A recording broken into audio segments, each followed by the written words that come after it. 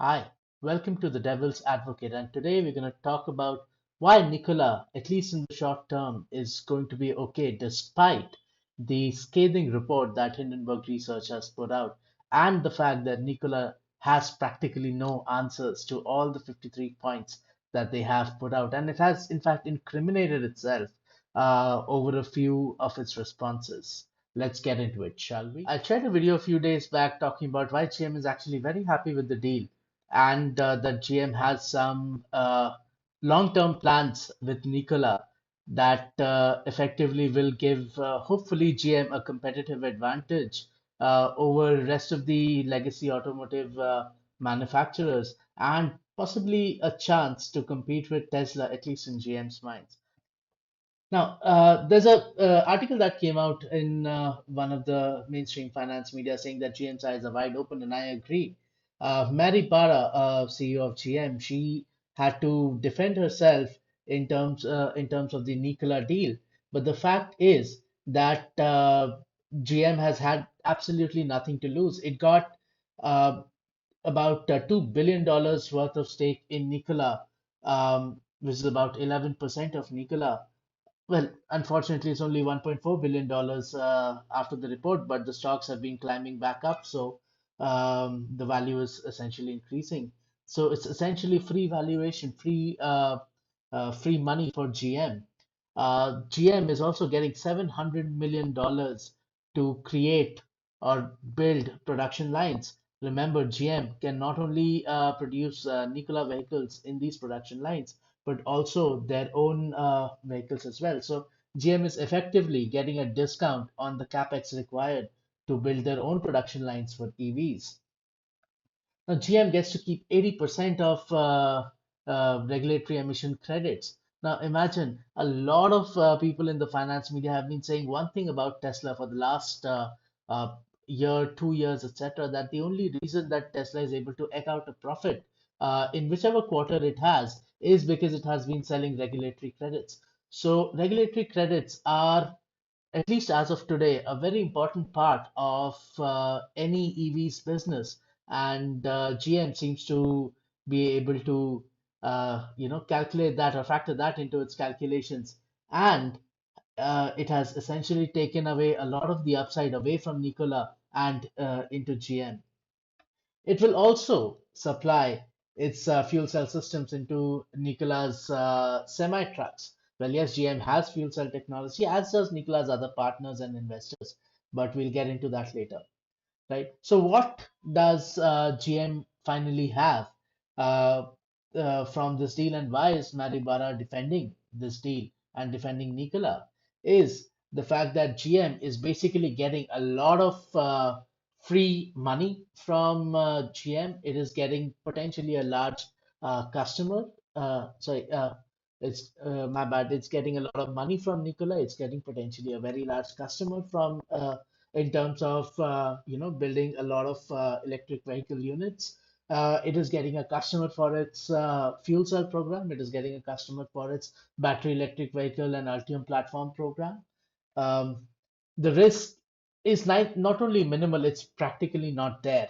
There's, of course, a reputational risk that is there and associated with the company that unfortunately now has been publicly called out as a scam and a fraud. But there's a reason why James is actually happy about that, and we'll get into that later as well. Now, I would like to quote the bottom line, right? If Nikola goes up in smoke, GM's 11% stake in it is worthless. It's true, right? But will it affect GM? No, not really. There are two other big companies, large companies, that it would affect, though. And that is where the real interest lies in why there are lots of powers who are not going to want or let Nikola fail. Let's talk about Iveco to begin with. Now, Iveco is a subsidiary of CNH Industrial, which is an Italian-American conglomerate that builds a lot of industrial machines, a lot of agricultural machines. It builds semi trucks, it builds diesel powertrains. Uh, it is Nikola's current truck building partner. It has invested about $250 million into Nikola. So, $250 million into Nikola. Do you know how much CNH International is worth? It is valued at about $10 billion today. So the Nikola investment is approximately 5% of this large conglomerate's overall value. Do you think a company which is this big has technology, has manufacturing, is going to let 5% of its value get eroded away overnight, or because of, let's say, Trevor Milton or a few other people in his team who are creating a mess out of Nikola's image at this point in time? I don't think so. Let's talk about Hanwha for a moment. Hanwha is a South Korean Fortune 500 uh, major company out of South Korea. It's about $2 billion in valuation. It invested about $100 million into Nikola, which is again 5% of approximately 5% of its own valuation. So think about this. Hanwha Corporation is they build aircraft engines, they build mechatronics, they have a lot of expertise in building mechatronics. They have petrochemical and expertise from chemical industry. Do you think is it going to be possible for Hanwha to contribute to Nikola's technology, to contribute to at least a set of technologies? Hanwha is already selling Nikola solar panels. If you remember, the only sales or revenue that Nikola has had is selling solar panels to Trevor Milton, its chairman. They came from Hanwha. But is there a possibility that Hanwha is going to contribute some of its technology to protect its investment, which is basically 5% of its own valuation? Quite possible. Let's talk about Bosch. Bosch is another huge industrial player. It is about $5.2 billion in valuation. It invested $100 million and partnered with Nikola to supply Nikola uh, uh, its uh, its powertrains, its fuel cell technology. Bosch is essentially building the powertrains and the fuel cells that are going to power the Nikola 1 as well as the Nikola 2 semis. So, from what we heard, the Nikola 1 program is either suspended or killed, but the Nikola 2 battery electric program is still active and being actively worked upon. And Bosch is the partner who's working with Nikola on this. Now, after the debacle that Nikola went through, why would Bosch and Iveco and Hanwha not pull their investment out? And why would they still back Nikola?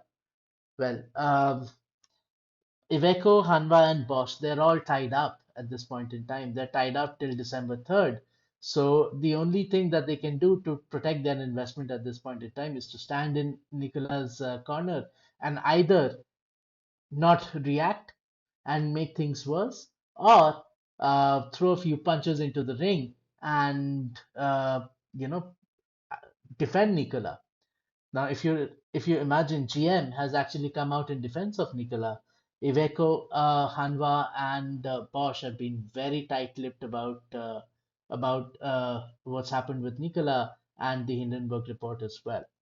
So, what do we make out of this? Is Bosch, is Iveco, is Hanwha, are these companies going to come December 3rd when their lock-in period gets over? Are they just going to run away?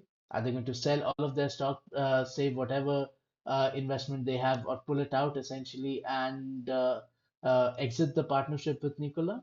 That's one way of thinking about it. There's another way of thinking about it. With the GM deal happening, there are four major companies who have a lot of stake in this company called Nikola, right? Iveco, Hanwha, Bosch, and now GM. I imagine there's a possibility that they come together. They replace the current Nikola management, or at least reduce their responsibilities and take over day-to-day activities of Nikola, take over the running of the company, bring in their own technology. Bosch has a lot of technology that it can actually boast of. So there's very much a possibility that uh, that we look at Bosch and Iveco building the Nikola truck, GM building the Nikola Badger, and this set of companies coming together to actually build potentially an EV challenger to Tesla. No, I don't believe that. Uh, but yes, at least an EV company that has vehicles that it can sell to customers. So yeah, that's the differential view that I have on the devil's advocate. And if you like the content that's coming out, if you like the ideas, please subscribe. Um, uh, you'll be notified of any new videos that come out. And yeah, you guys have yourself a good day. Cheers.